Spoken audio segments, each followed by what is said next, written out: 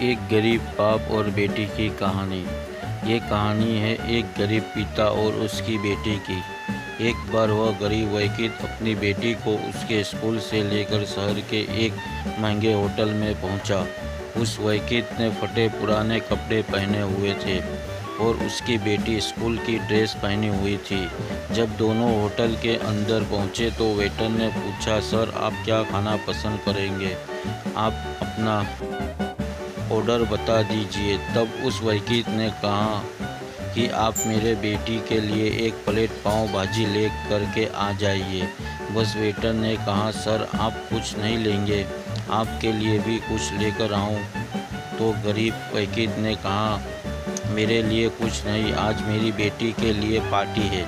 मैंने इससे वादा किया था कि अगर तुम इस जिले में 10 क्लास में टॉप करोगी तो तुम्हें मैं सबसे महंगी होटल में पार्टी। वह गरीब पिता है, ज़्यादा पैसे नहीं होंगे, इसलिए कह रहा है कि बच्ची के लिए ले आओ।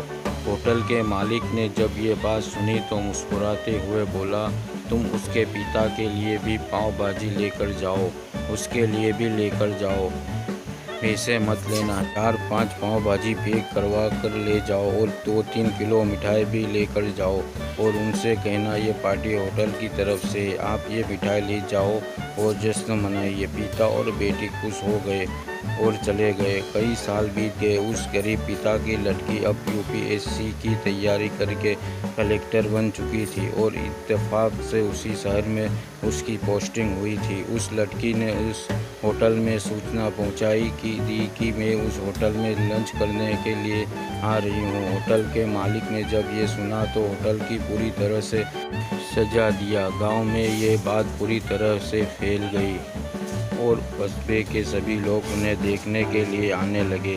कलेक्टर अपने पिता के साथ उस होटल में पहुंची। कलेक्टर ने होटल के मालिक से कहा कि शायद आप मुझे पहचाने नहीं, हम वही पिता पुत्री है जो कि हमारे 10 क्लास टॉप करने पर आपने मुझे पार्टी दी थी।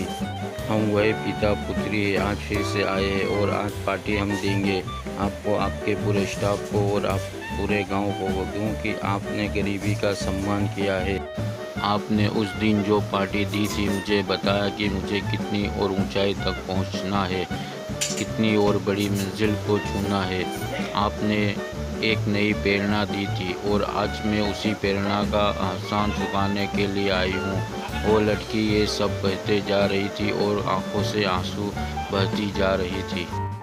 ये कहानी हमें सिखाती है कि कभी भी किसी गरीब का मजाक मत उड़ाना, हो सके तो उसकी मदद करना और अगर मदद ना कर सको तो उसका मजाक मत उड़ाना, क्योंकि वो सब देख रहा है।